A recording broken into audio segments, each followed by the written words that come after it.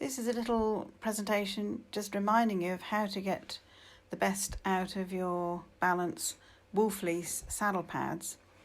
They've been made with a great amount of care and thought to make sure that they're horse friendly and also as easy as possible to look after, because obviously the saddle, as we all know, is incredibly important, but the interface between the saddle and the horse is also important in terms of keeping it in good condition, keeping it clean, and making sure that it's comfortable and it's doing its job.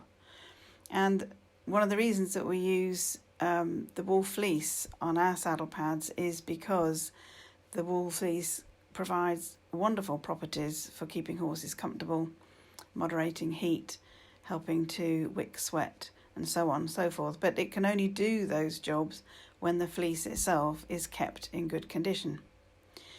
And the pads have been made for us originally by Griffin Newmed for probably 20 years, and then more recently they've been taken over by Thermotex, who continue to make them for us.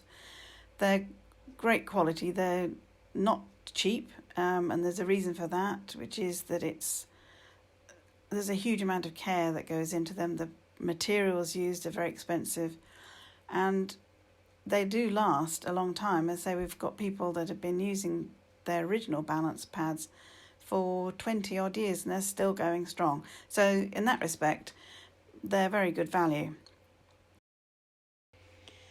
The pads should be easy to keep clean because they're actually very easy to wash and dry.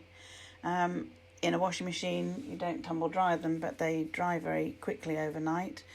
And the fleece itself, we have chosen in a form that is quite a dense pile, so quite a lot of fibres per square inch, but it's shorter than a lot of fleeces that you'll find on the market. In fact, we used to use a longer fleece in the early days of Balance, but found that there weren't enough people who were willing to keep them clean and do what they needed to do to keep them hair-free. So this shorter pile on the current pads is much easier for people to keep clean, hopefully. The long fleece is still available, special order for some horses or people that prefer them, but the standard is this short, dense pile. It's important to make sure that the hair from the horse doesn't build up in the fibres of the fleece, because if you allow the horsehair to build up, you can actually get a situation where, first of all, the fleece can't do its job properly, so you lose the benefits of that. And eventually, if you're not careful, the horsehair can actually migrate through the back of the knitted backing of the fleece and end up in between the fleece and the quilting. And it can then ball up into sort of quite hard lumps. And once it's done that, the pad is pretty much unusable unless you're willing to partly take it apart, get inside and remove the lumps of hair and then sew it back up again. So it's important to first of all make sure that you shake the pad out properly, but you can also use a comb such as shown here, always taking care not to brush too vigorously to avoid damaging the fibres, and it's much better to do it when the pad is dry and not soaking wet.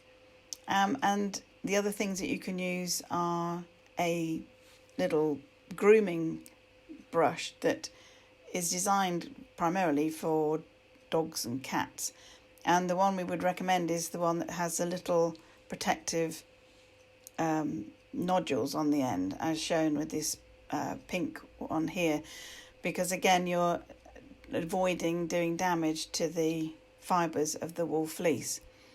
You can get quite often the wire version of this, and if you're careful it's fine to use them, but of course it's much more likely, because the teeth on these are much sharper, to do a bit of damage to the wool fleece.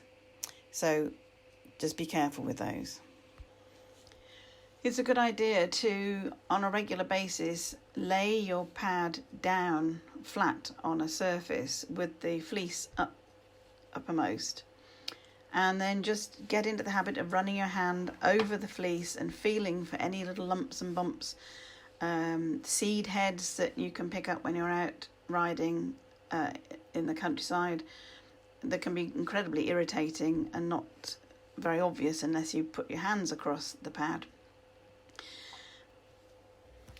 And last but not least is to pay attention to the way you store your pads when you're not using them for a few days or a couple of weeks, because the fact that they are made of natural fibres of cotton and in particular the wool, they are highly attractive to certain critters like moths, who can get in and do what moths do to wool. And the other thing that occasionally happens, we've seen it a couple of times, is something called silverfish. And it's amazing how much damage they can do. They're very attracted to the sort of proteins and starches in sweat. So if the pad's not washed as well, that encourages them to find the pad. So there's some pictures here you'll see of damage from silverfish, and once they've done some damage, unless the little area that they've eaten is very small, the pad becomes pretty much unusable. So it's well worth protecting the pads from this kind of infestation.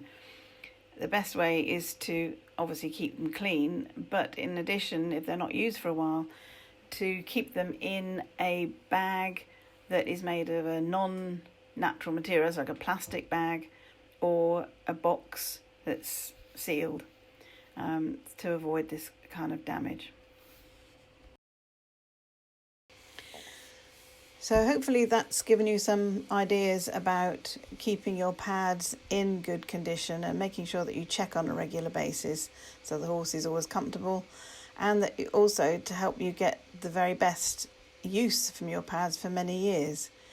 There'll be more tips and wrinkles like this on our Facebook page and on our YouTube channel, so look out for them.